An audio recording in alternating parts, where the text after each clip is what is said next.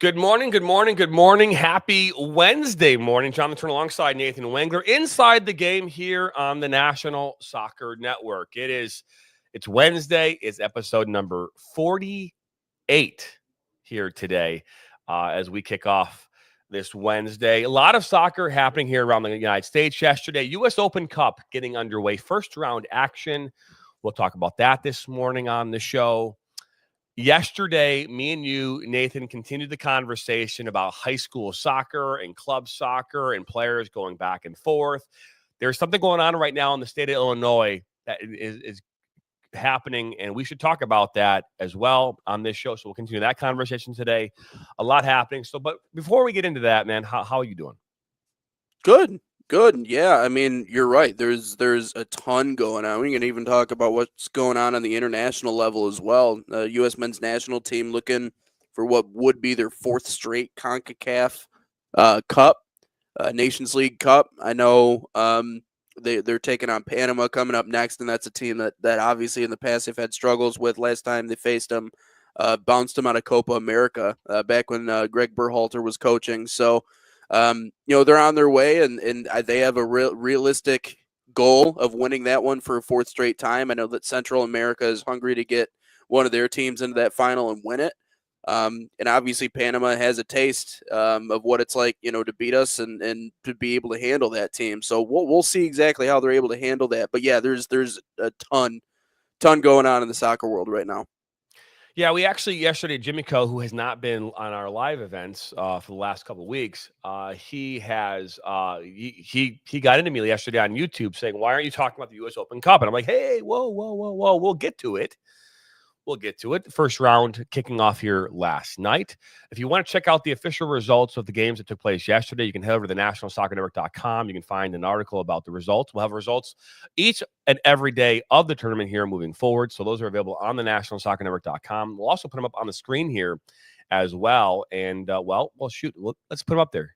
Here they are. So last night, first round getting underway. And here's a look at those results. Hartford Athletic beating the Shockers 3-0. New Jersey Alliance, they ended up falling in penalties to Chattanooga Red Wolves SC. That was 4-2 in penalties. Loudoun United FC in the USL Championship beating Westchester United 3-2 in full time. You've got Greenfield Triumph over Asheville City. That game went to PKs as well. 4-3 in favor of Greenfield Triumph. You got FC Tulsa beating Tulsa Athletic. That was 1-0. Miami FC, another USL Championship team, beating Naples United 4-1. You got FC Naples and Sarasota Paradise. FC Naples winning that one 2-1. Westchester SC beating Motown FC 1-0. Now, I'm always curious because Motown and I FC Motown, I don't know where they're located. I feel like they're not located here in Michigan, but Motown is a Detroit name, like a brand, but I've never seen FC Motown here locally, so I'm curious if they are actually local here to the Detroit area. But either way, Foro beating Texoma FC, that was 2-1. Foro in the UPSL. You've got also AV Alta FC beating Ventura County Fusion 3-1. AC. Looking at they're based out of USL League 1, and Ventura County is USL League 2. And then the LA Galaxy 2 beating Laguna United yesterday 7-0. And those are your Lamar Open, U.S. Open Cup results from day one of the first round. And not too shabby right there, Mr. Wengler. By the way, that's Morristown, New Jersey. That's it's not Detroit. How can you call yourself Motown? That doesn't make any sense. Someone needs to tell those people to change that. It makes sense. Yeah, that's very confusing. What's crazy to me, and it's kind of goes back to that whole thing we were talking about building more popularity around it. Do you see what the prize money was for winning this thing? What's up, Peter? Versus $1 million. Wacky Wednesday, yeah, $1 million. $1 million. $1 million. That's the purse. You know that you're gonna be given. I don't think that one team gets. I think it's the purse, right? So I think you got your first, your second, your third place. I think that's how it's going to be working. But yeah. But still, that's a lot of money, and it's interesting.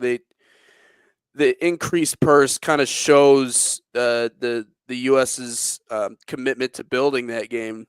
but it's what, the 110th edition of this tournament. I mean, it's the oldest soccer tournament in the United States. So that's what kind of makes it exciting. It's a toss up. You feel like LAFC obviously winning it last year, but that's the part of it that kind of strikes me is just crazy. I mean, it's, the amount of money that's up for grabs.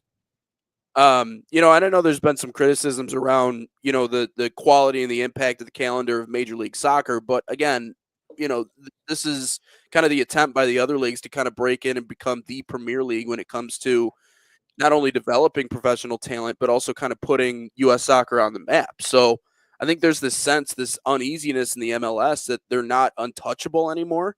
And obviously with the increased exposure and excitement around the U.S. Open Cup, that's a real indicator that, that there are other leagues that are catching up to the MLS. So, obviously 16 MLS teams competing in the tournament, what was like 24 clubs or something like that. So obviously they're involved in all of this. But it's nuts to see exactly how much is up for grabs. It's kind of crazy. Yeah, no, it is. And, we can have that conversation all day long about, the quality of the game, right? To be fair, it's very subjective. It really is. I see moments in every game I watch where it's awful. I see moments where there's beauty in every game I watch. It's very subjective, and so I really do feel like, the game of soccer compared to what it was 30 years ago is so vastly different in this country. The quality of play, the style of play, all of it. So I don't think for 1 second that the game and the quality isn't improving. The reality for us is whether or not we can compete at an international level and hoist a trophy called the World Cup, the World Cup trophy. That's the biggest thing. And we've talked about that before on this show, and we'll continue to talk about it as we lead up to the World Cup. But, it's not so much about the quality or even the style. It's about what you do with it and how you get the results. And that's the biggest challenge right now in this country. And it's what will be the biggest challenge in this country, moving forward. So, but hey, I want to touch base with you about and kind of go back to this conversation from yesterday, and and again dive into it and then kind of wrap this thing up, because I think it's important that again we continue to but highlight what is happening in high school athletics around the country. And yesterday, Tuesday, March 18th, it's almost as if like they were watching our show, right? And in Illinois. The Illinois House Committee passes bill for student athletes hoping to play clubs, school sports, right? So in Illinois, if you chose to play club soccer, you were ineligible for high school. So exactly what we talked about yesterday. You were ineligible to play at all. So you couldn't play. It wasn't even a choice. If you played club soccer and chose that path as a high school athlete, you could not play on your high school team. You were ineligible. So now what they're doing in Illinois, they're trying to pass a bill that would ultimately negate that and allow players the chance to play.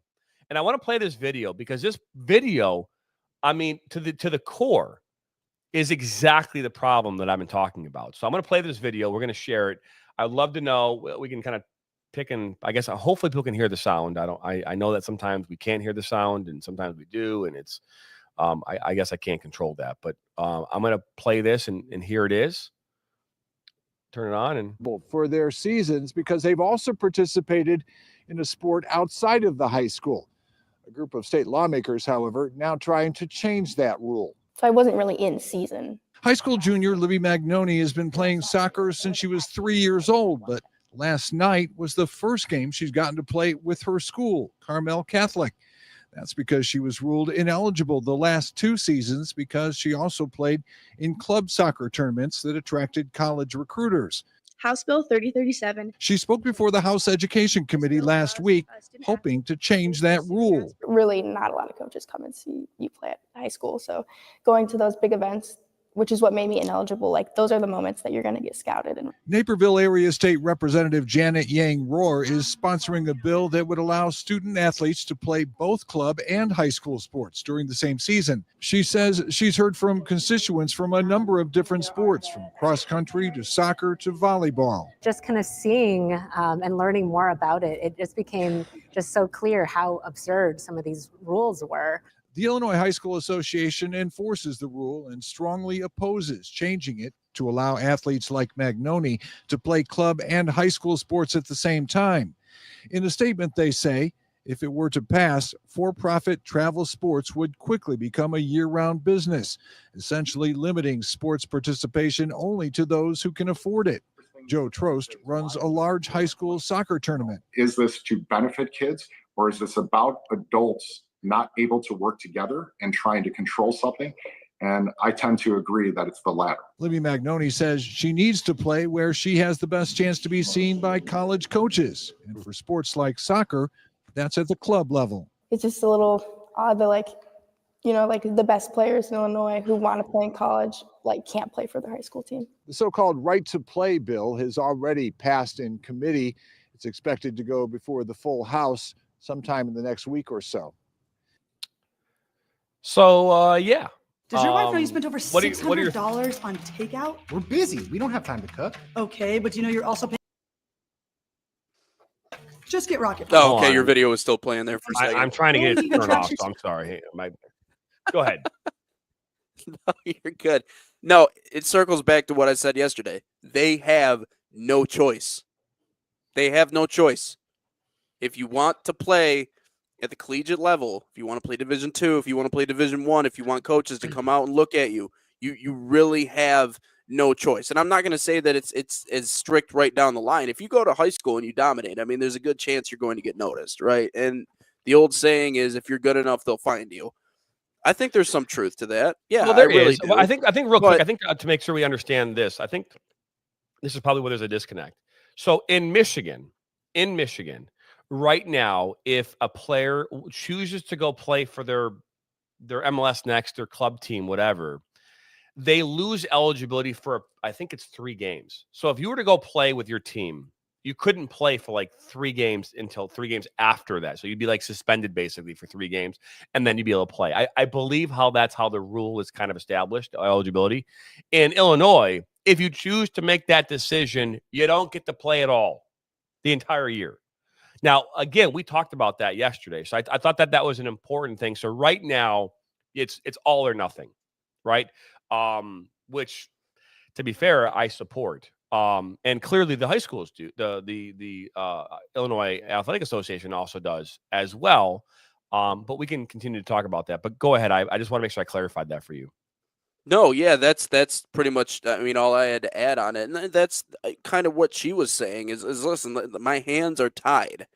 I don't necessarily want to not play with my friends in the people that I share a classroom with. That's not what she's saying. She wants to, but it's weird and it's unique both at the same exact time that this is, again, one of the sports where U.S. soccer is put such an emphasis on player development that they've created literally something entirely separate from the high school game, you know, but it's, you know, looking back on it, at least for me, that would have been a really, really hard sell to not in any of the other sports I played. Not to say I was good enough in any of them to really play at the college level. You know, I mean, I'm sure I could have played rugby or something, but that's not quite the same story. But to have that choice of, okay, well, you can either play here with the best or you can play with your friends.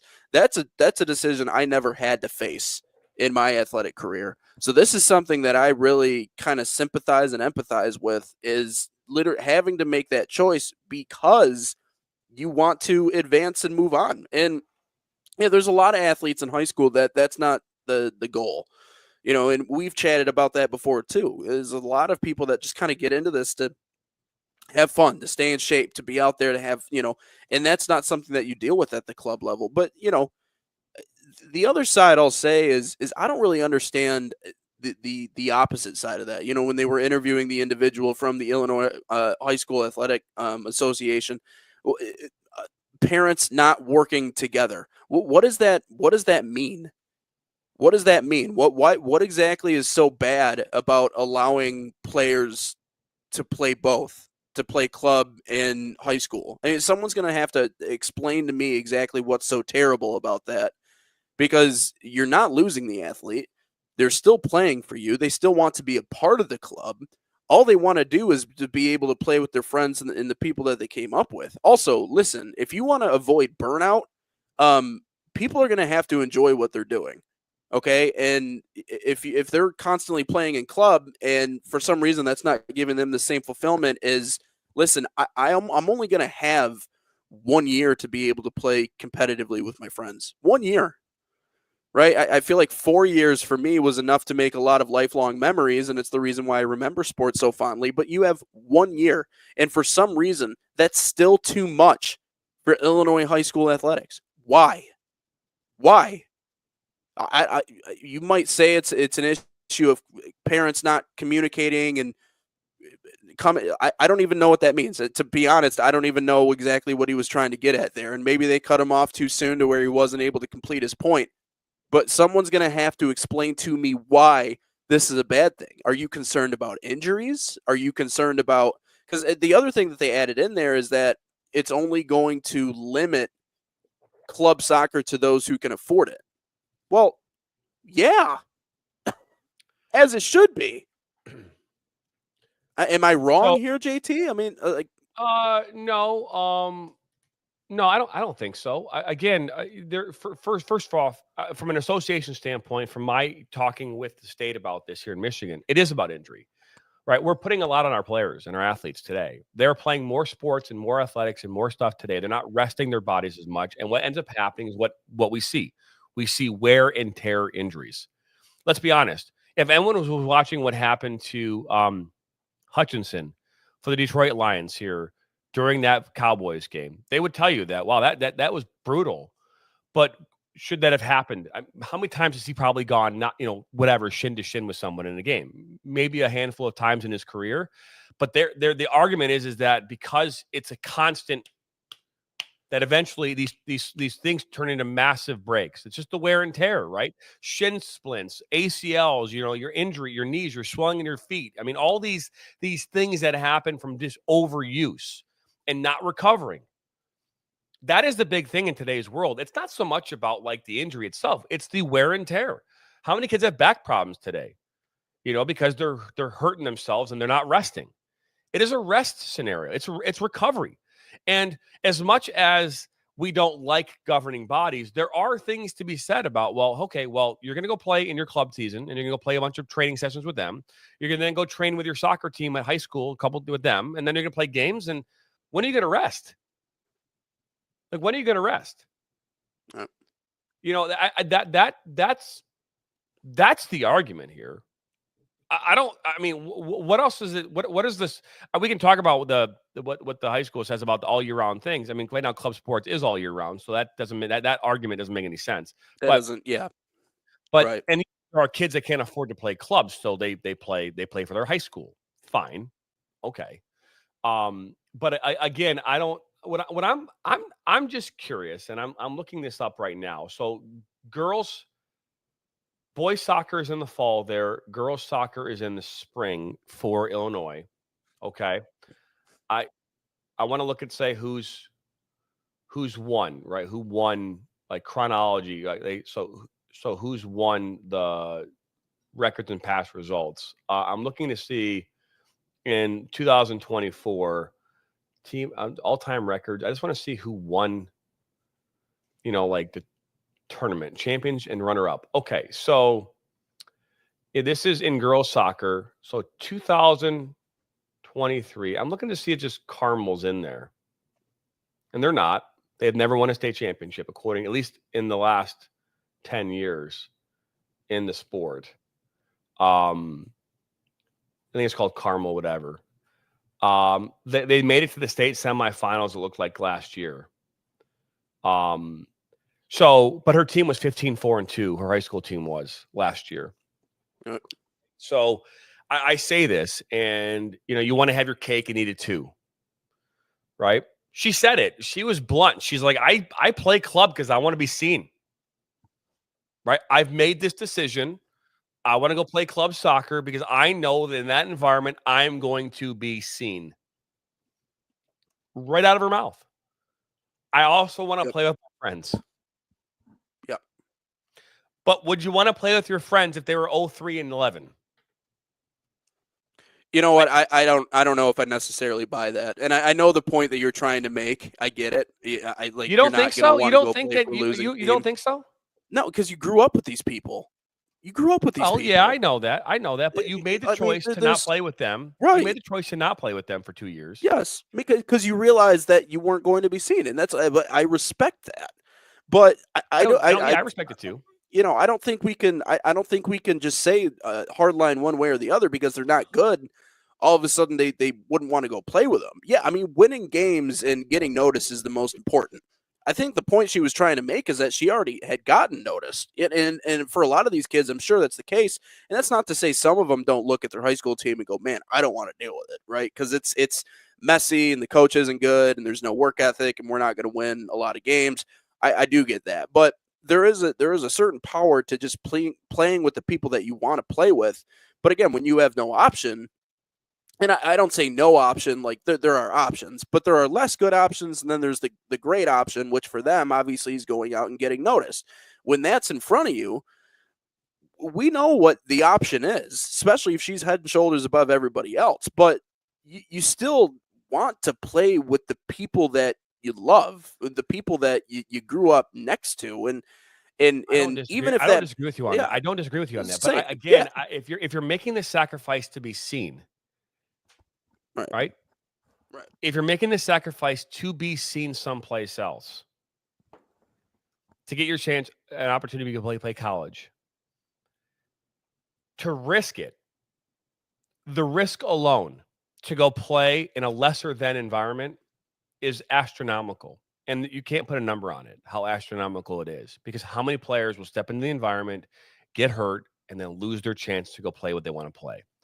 So I don't believe that a majority of your athletes out there who are playing in this environment at the club level, who are looking to go play at the next level, are going to go play with their friends when their friends are playing on a team that is less than significantly. I don't buy it. These are ultra competitive players. I don't buy it.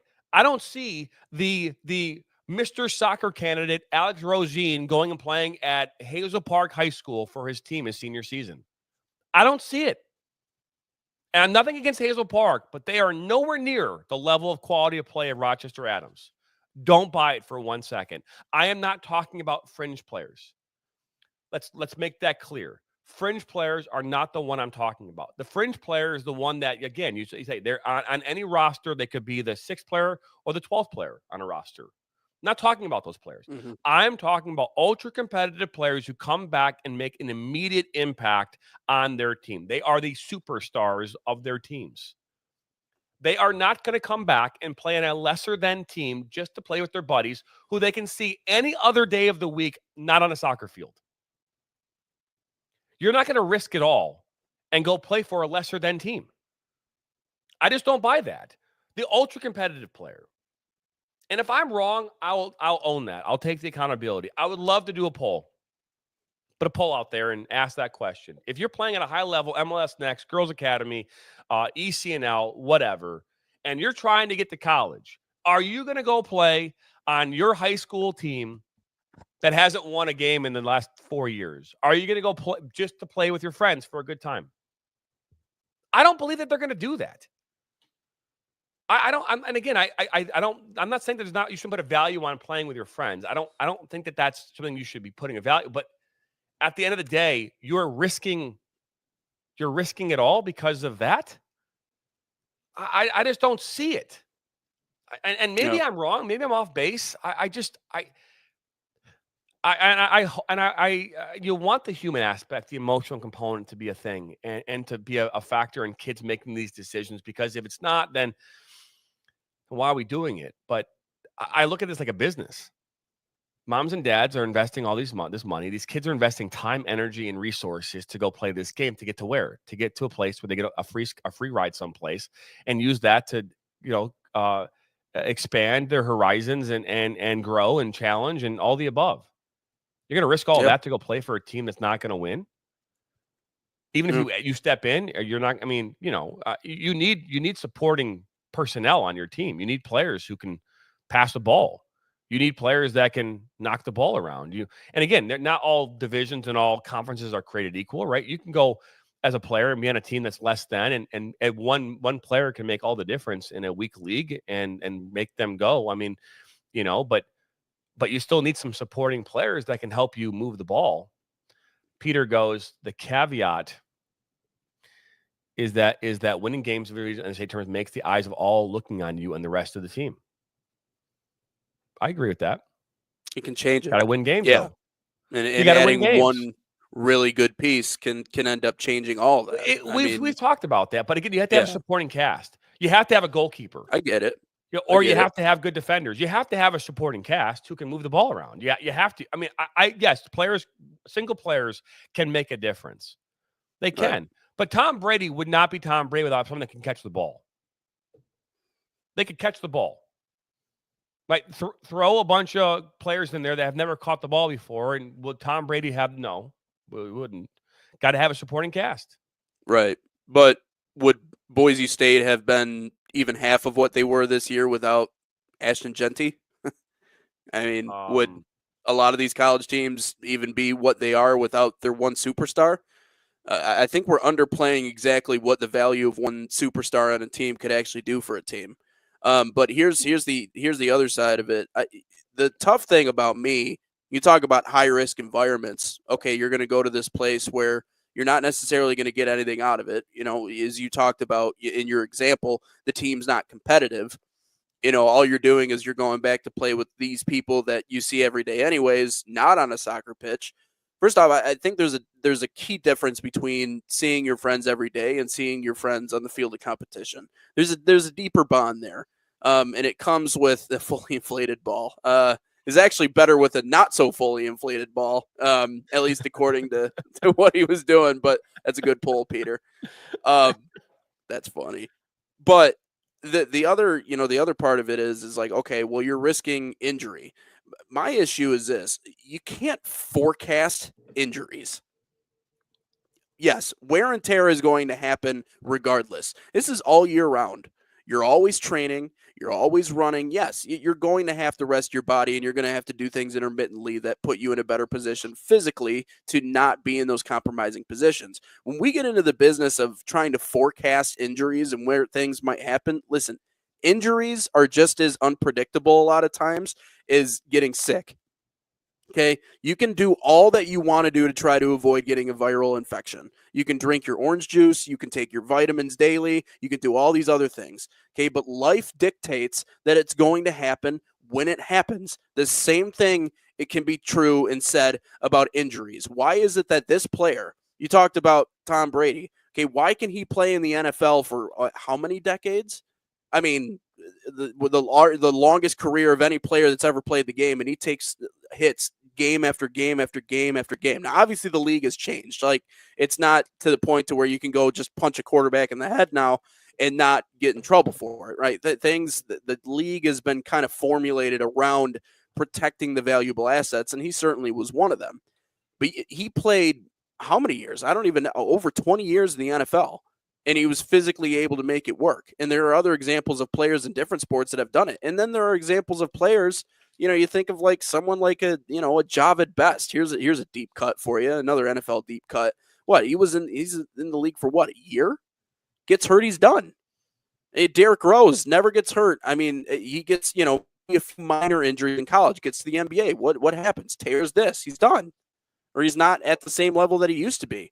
It's so hard. It's so hard to forecast injuries. So if that's the main basis as to why we don't want you playing high school soccer, are you liable for that injury? Like, what exactly is it that we're trying to say here? Like, oh, you might get hurt. Yeah, they might get hurt walking out of their house in the morning. What exactly is what are we saying here? Nate, I love you, dude. I love you. I do. But in this scenario, it's wrong. It's a wrong look at it. I'm not talking about professional sports. I'm not talking about I'm not talking about college athletics. I'm talking about high school athletics. It's an extension of the classroom, right? You go to high school, you go play sports as an extracurricular. It is not the primary reason why you're in high school. And so the high school athletic associations have to, they're not, most of them are nonprofits. Most of them are nonprofits.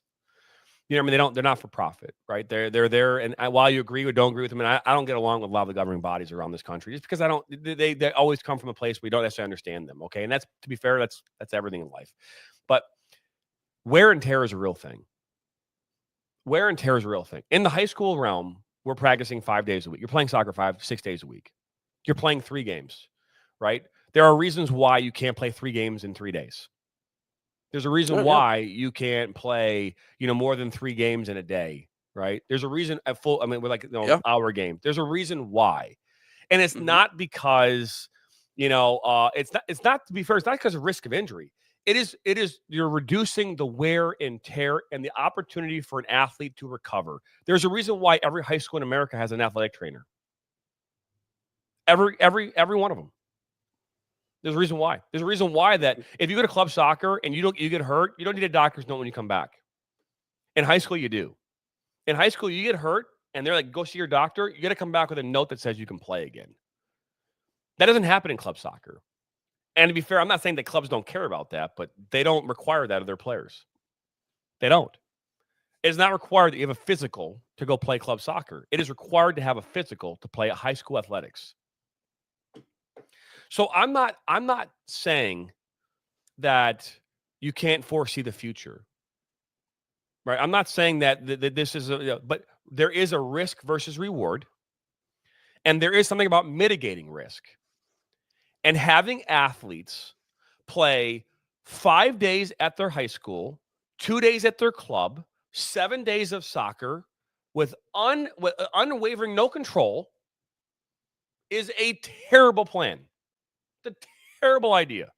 If that's what terrible. it looks like, then yeah, you're right. It's you're terrible. 100% right. Yeah. So, because again, if you're the student, if you're the athlete, oh my God, I have to play my friends and I have to go play with my team, my other friends. Right? Let's be honest. Like they have friends on both teams, right? And there's something to be said about the ultra competitive player. And I'm going to put this question on you, and I'll ask the people who are watching and watching later, that tuning in, put your comments in on YouTube, wherever. Wouldn't it bother you if you were this ultra competitive, high level player? You come back to your high school environment and you're doing a training session and you're running circles around everybody. Nobody understands what you're doing. Like they can't pass the ball the same way as you. They can't play the same way as you. Everybody is not like 1 step behind you, but like 10 steps behind you. Every drill requires an extra level of instruction from the coach, right? Your training sessions are longer than they should be because players just don't get the tactical and the technical side of the game. That would drive a player nuts. Again, the risk versus reward. There's a risk of injury, of course. But if we're talking about high school athletics, in the club environment at this level, the player is being coached by unbelievable coaches in most cases. Coaches who have gone through the realm, have their licensing, are probably well respected within their club community. They're the top coaches in their clubs, and they're the ones who are helping them get to the next level. Okay? That is not the same thing at the high school level. We've talked about that. So the risk versus reward, right? Yeah. Again, I truly believe that a player is going to come back and play in that environment if the player personnel is there, the winning acumen is there, and now it's just added bonus. Like it's a bonus. And if you can be the player that comes in and can take that team to the next level, look, what does that say about you as a player? It only solidifies you as the player that you are and that you think you are, or that people thought you were, right? So there's all that risk versus reward. I don't see top level players going back to a program where they don't have those things in place, where they are risking injury. They're risking, having losing records, risking all these things that on face value maybe don't mean a whole lot, but do. and now they're and putting themselves in these spots. So I just don't believe that to be Yeah. the case, and I do believe that the state associations on this point have it right. You can't play both. If you do play both, you're going to have to sit out for 3 games in Michigan. In Illinois, you can't play both at all. You pick one. What are you doing? Yeah. So Right. I don't know. All- This is your hang on, Nathan. I'm sorry. The game soccer changed in the last 20 years. Back in the day, club soccer was a forethought. I think the school is made that they are not making that money. The school is mad. Yeah, I don't think the schools are mad about that. I mean, there's pay to play, but when I was growing up, there wasn't pay to play. I don't think that's the high schools aren't mad about that.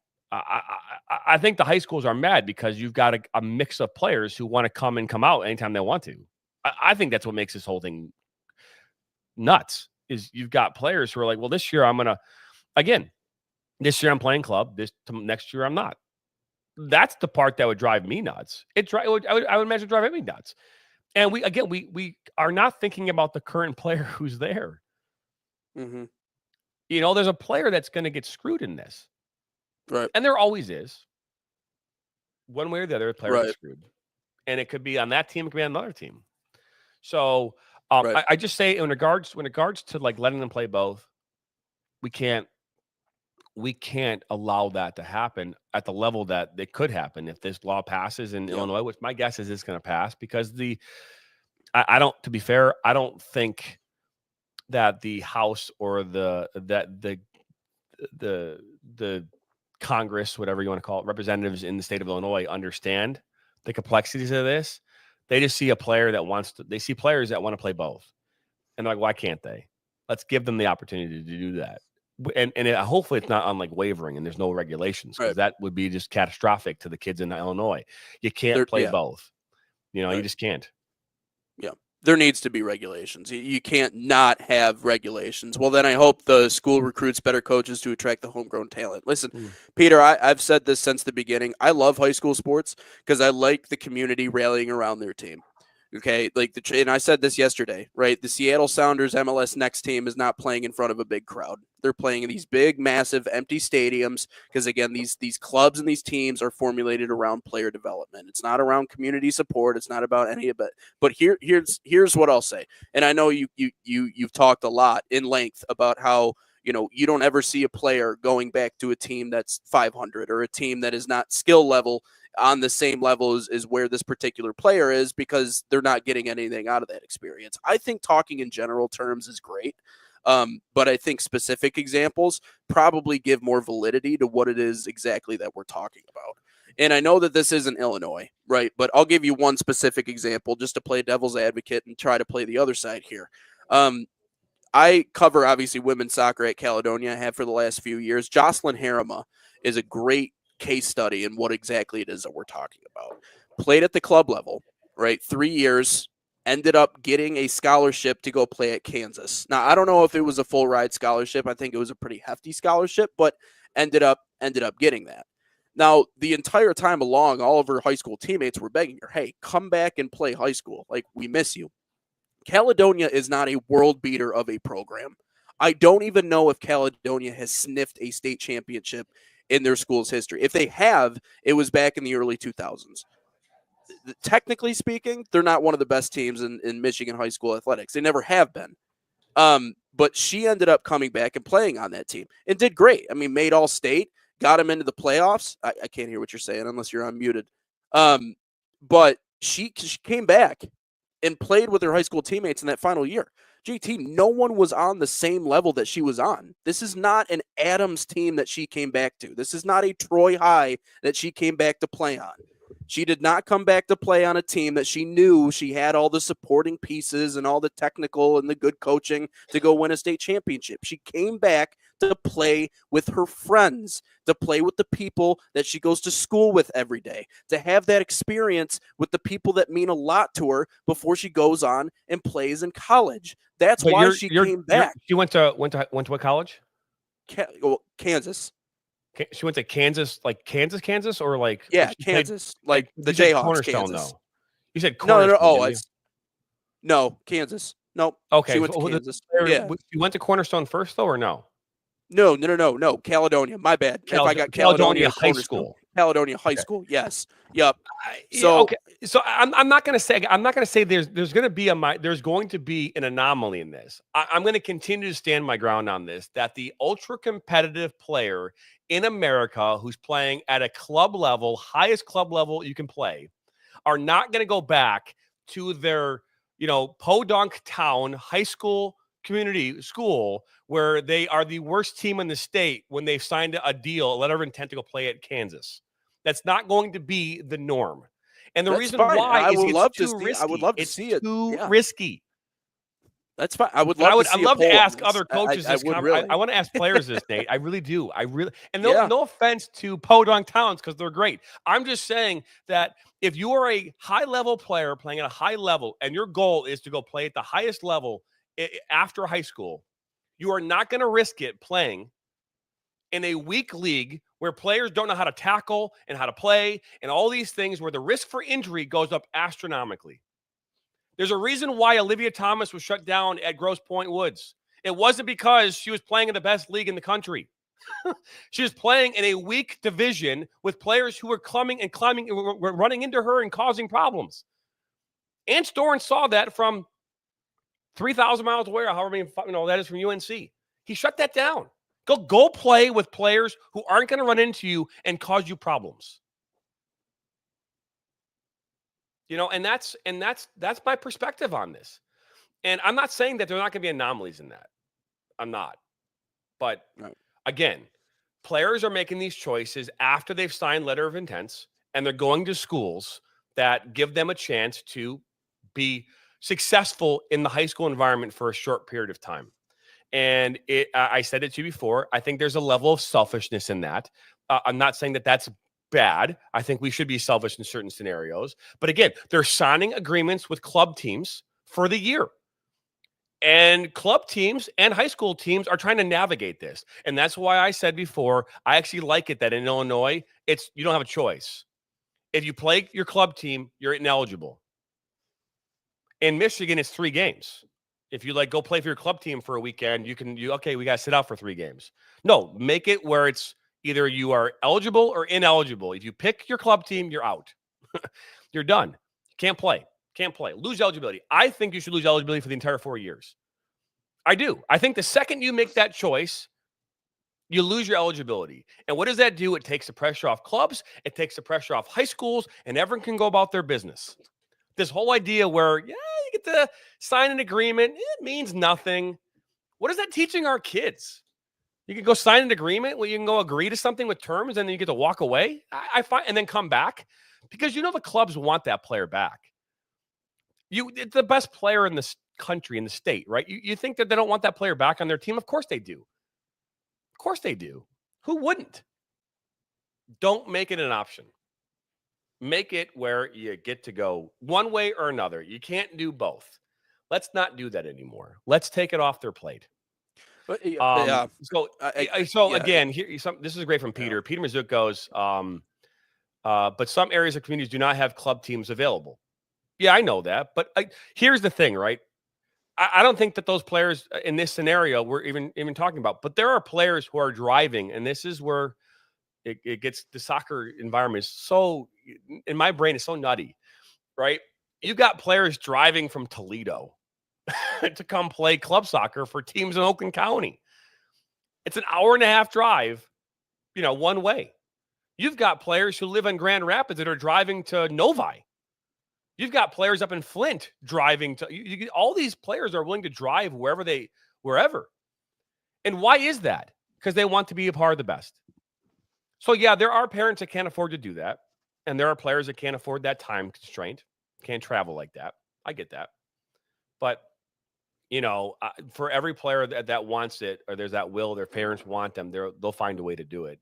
And I don't think that the small communities where kids are, and there are a lot, I'll put an example. Ava Lutke plays for the Michigan Rangers. Ava Lutke is a Miss Soccer. I mean, she should have missed soccer this year. She's been a 2-time Dream Team player, fantastic player in her own right. She should be Miss Soccer this year. I'm gonna say it right now. Miss Soccer is going to be Ava Lutke this year. I'm going to call it right now here in Michigan. Okay, she plays for Michigan Rangers. not playing for some super duper club, whatever, plays for Hudsonville Unity Christian. That girl is phenomenal. Doesn't play for the highest levels. She's going to have a pick of where she wants to go in college, right? She's going to have her pick. Perfect example of a player who never played at the highest level, right? Michigan Rangers, she's been a part of some national championships, right? And on a non-high level club team. Steve goes, losing eligibility for 4 years is a bit harsh. Losing eligibility on a year-to-year basis makes more sense. Fair. Yes. I'm a compromiser. I can compromise. Yep. But I believe that it's got to be all or nothing in a given year. You can't allow this wishy-washy come and go as you please. Right? Because let's be honest, this same girl, Magnoni from Illinois, she says she wants to be seen. So it's her senior season. She wants to go play for her high school team. This weekend's coming up, and she's got a big game on a Saturday. But at the same time, there's a tournament down in Iowa that has a ID cam, and she hasn't yet signed her letter of intent, or maybe she has got these offers, and she's trying to make a final decision. And these college coaches are all going to be there, which they can give her a better scholarship opportunity. Where do you think she's going to go? She's already told you where she's going to go. So she's going to come back. She's going to play on her high school team, and then the best player is going to go leave and be with the other team for that weekend, so that then they get screwed. It's just bad. You know, it's bad. My daughter pays $7,000 to play volleyball. I'm conflicted. My cousin pays $7,000 for her daughter to play club volleyball. I'm conflicted on this subject. What are you conflicted about? The fact that she's paying $7,000, or the cousin's paying $7,000? What are you conflicted about? I guess. I mean, my thing is like, is it a guarantee that you're going to go play at a high level if you play club? I mean, is it somehow you put someone that's in a new in that environment, and all of a sudden they're going to be head and shoulders above everybody else? I mean, I don't know. I don't think it's a guarantee. I really don't. I just no, it's not. It's so wacky in my mind seeing how it works in other sports, and that's part of what it is just trying to compare it to what the rest of it looks like. Because you're right, it is wonky. It's different. But other sports, Soccer though, is think so about this, right? Other sports, though, Nathan, they're like basketball. We're already the best at it. I mean, if you were to argue the best basketball players in the world all come to the United States. We can talk about there's certain areas around the world that maybe that's not the case, but vast majority of the best basketball is here in the United States, right?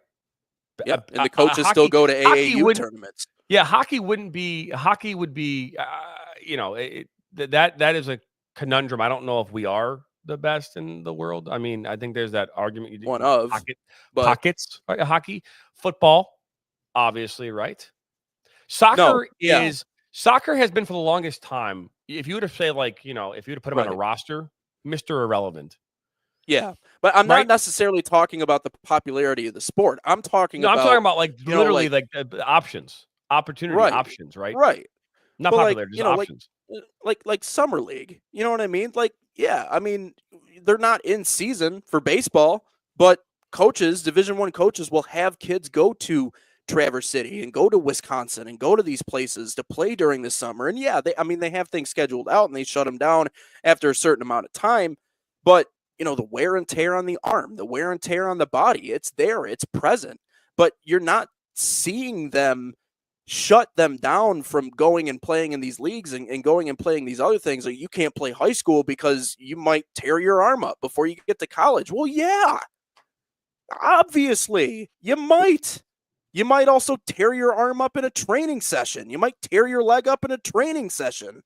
I get it. When you said earlier that they shouldn't be playing 7 days a week, yes, clearly. All right, that they already are, though. I can right. So to that degree, there needs to be some laws and regulations in place to make sure that that doesn't happen. Okay, and even if you're 18 years old, and I know you probably feel indestructible and your body can, you know, withstand anything, it's not true. You're going to get hurt.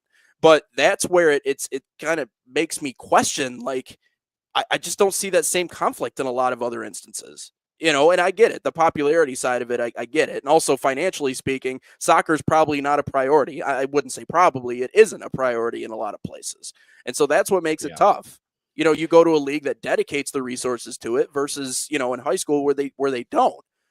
So that's what's so wonky to me. I just like I said, I just kind of feel bad for the athlete because I know they have a choice.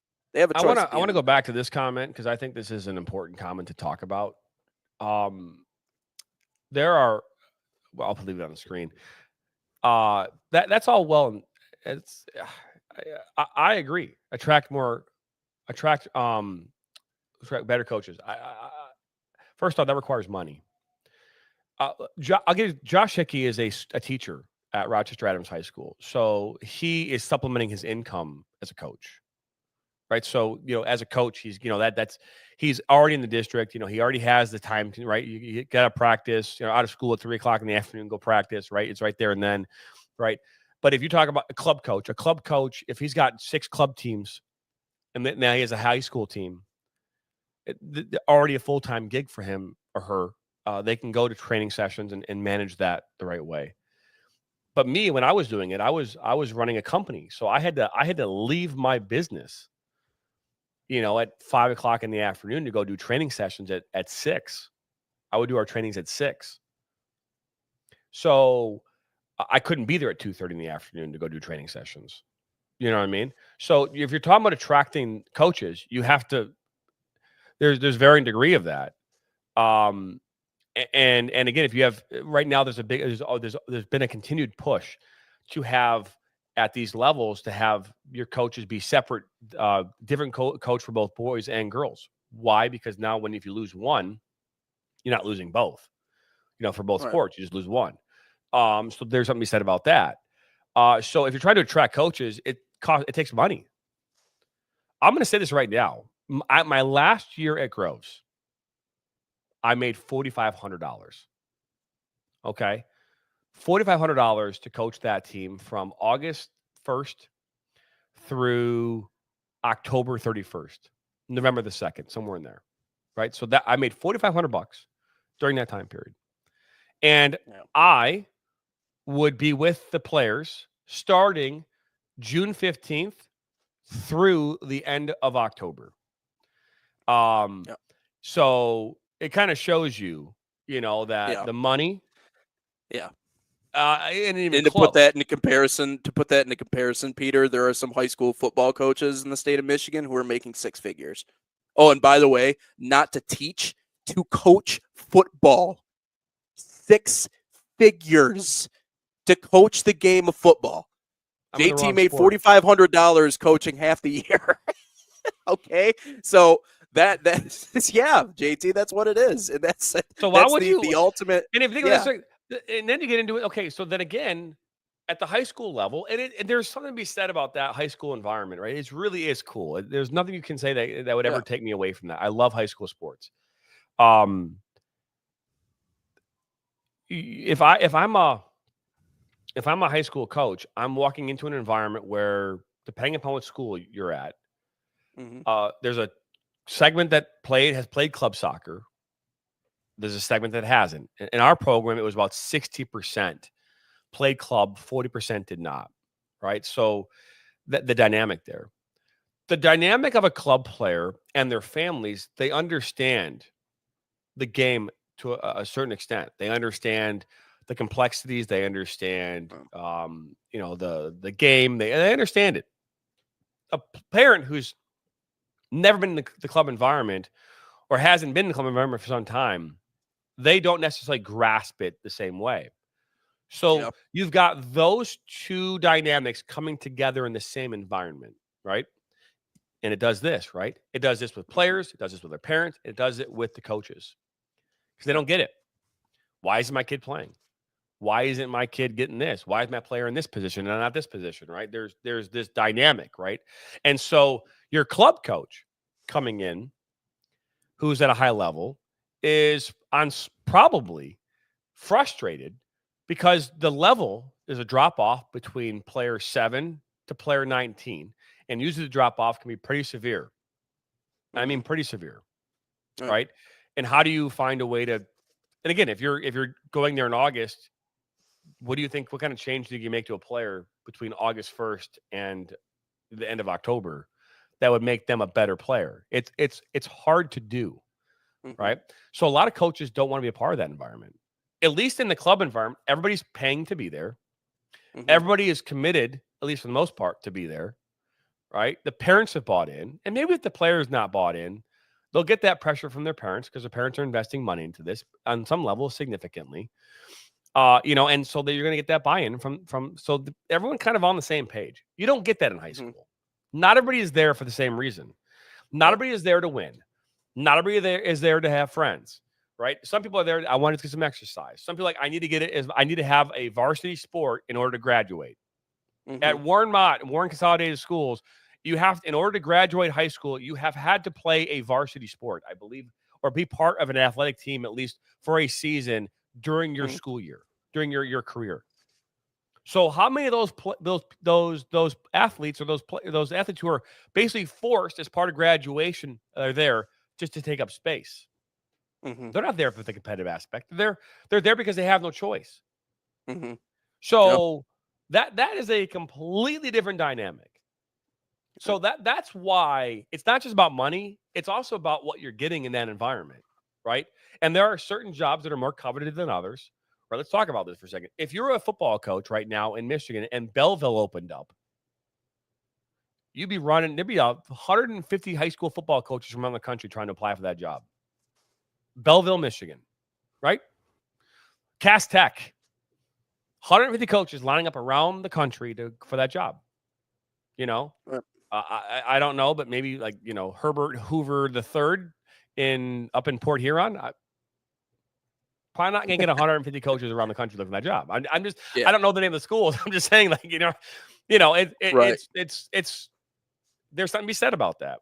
Football is life in Michigan. Come on, I get that. I don't think. Well, yeah, I'm just the whole reason of trying to say that was to tell you the gap, the monstrosity of a gap. And by the way, I didn't even mention basketball or any of the other sports. That was the point of what I was trying to get across. And that's, again, the ultimate reason why we can't get what we want in terms of the high school game meaning as much. That's because the money isn't there. The clubs they have more resources, they have better trainers, they have all that other stuff, right? So it's almost like, I guess the analogy would be like, imagine having your hands tied behind your back. Like that's where we are. And that's why a lot of the high school players choose to go to the club level. But then they probably get to that last year and they realize, oh, wait, you know what I mean? I have one more year. This is my last chance opportunity to actually play with the people that I grew up with outside of, a middle school environment or whatever else. I'm not talking about that. I'm talking about high school. The only reason telling you that, Peter, wasn't to bury you. I know that. Believe me, I know that football is king. Football is king everywhere. And I'm sure that the contracts are even just as gaudy down in Texas and in other places down south. Believe me, I'm not trying to bury you here, buddy. I'm just trying to tell you the difference, the monstrosity of a difference between access to resources, access to money, access to training, and obviously just how much high schools invest in the sport of soccer. It's just not much in the U.S. Some schools don't even have it. It's true. Yeah, it is true. That is a wrap here on episode number 48. We'll be back out here again tomorrow morning, same time, same place, right here on Inside the Game. That's Nathan Wengler. I'm Jonathan Turner. We appreciate you stopping by here as always. Have a great rest of your Wednesday. We'll see you back here tomorrow, same time, same place, right here on the National Soccer Network.